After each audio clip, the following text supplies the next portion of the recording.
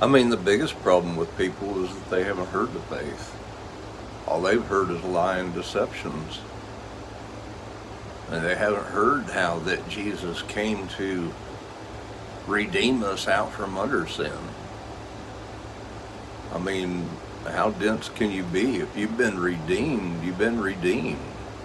I mean, if you take something and you go pawn it at the pawn shop, and then you go and redeem it back, then it becomes yours again. But when it was sold, when it was pawned off to the pawn shop, it wasn't yours. You didn't have no power over it. I mean, this is what the salvation of Jesus Christ is describing here. You know, when man disobeyed God and obeyed the voice of his wife instead, who was deceived by the serpent, you know, you shall not surely die. God knows in the day that you eat of it that you're going to become as gods to know good and evil, or to become as God to know good and evil. I mean, which is exactly what happened, because right before God drove man out of the garden, he said, now that man has become one of us to know good and evil, the lie is that, oh, you shall not surely die. I mean, it's the same lie today. You know, people that, you know, calling themselves sinners because they haven't heard the truth.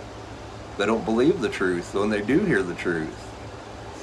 They just continue to sin, and they think God's grace and mercy in Jesus Christ is to allow them to continue to sin. But whatsoever is not of faith is sin.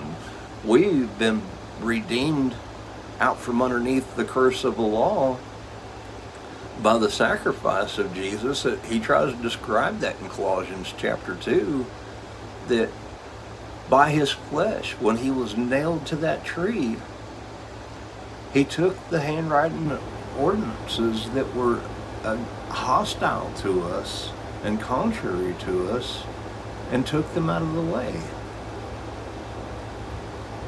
I mean, this is what he's trying to describe also in Romans chapter 8. Those that are after the flesh mind the things of the flesh. Those that are after the spirit, the things of the spirit. Talking about the affections of the mind, after we've been born again of water and the spirit. He says, for the carnal mind, or the mind of the flesh, is hostile to God. For it's not subject to the law of God, which Romans 7:14 says is spiritual, but we're carnal, fleshly, sold under sin. Jesus came to redeem us out from under sin. But we got to see our liberty from sin is because of our liberty from the law.